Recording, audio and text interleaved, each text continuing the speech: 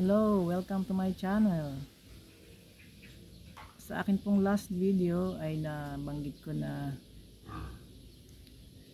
naipakita ko na meron akong 14 pots na Russia at kung paano ko ito pinadami ay gusto ko pong ibahagi sa inyo. Nag-start po ako sa isang pot lang noong 2019 at ngayon po ay meron na akong 14 pots na kagaya nito. Ayan. At 14 pots at saka meron ako ngayong 5 pots na maliliit. Ngayon po gusto kong i-share na kung paano ko siya naparami. Ganito lang po ang ginagawa ko. Hinahanap ko po yung pot na marami ng pseudo bulbs at akin po siyang dinidivide. Pero bago po ako mag-divide, I see to it na meron siyang bagong growth kagaya po nito. Gaya po nito.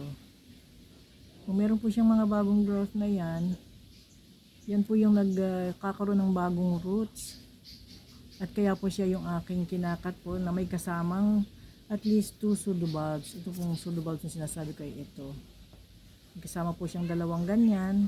Tsaka po yung ganito na bagong sibol, bagong suwi.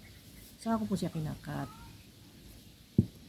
Ngayon kung mayroong parte na walang new growth, pwede rin po siyang i-cut, lalo na nabuksan na ninyo ito na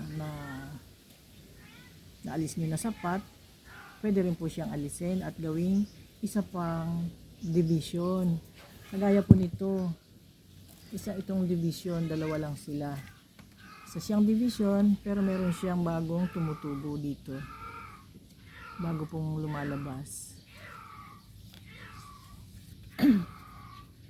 At gaya po nito, itong parte na ito ay pwede siyang alisin at ilipat ng ibang pot.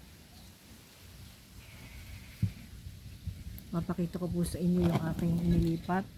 Una na, mga ilang araw na ang lumipas. Gaya po nito, ito po ay bago pa lang na nalipat. Hindi ko po nagawa ng video na maglipat ako dahil na-excite po ako sa pag di-divide. Ayan po.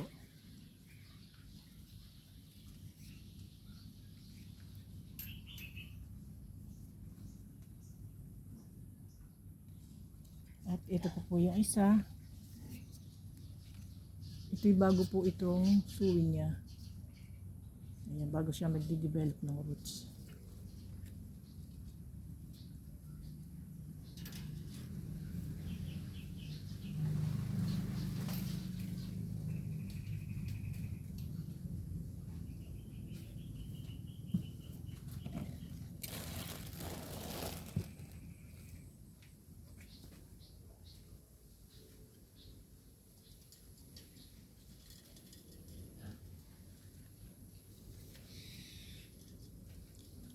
At ito pa yung isang aking i-transfer. May bago rin siyang growth.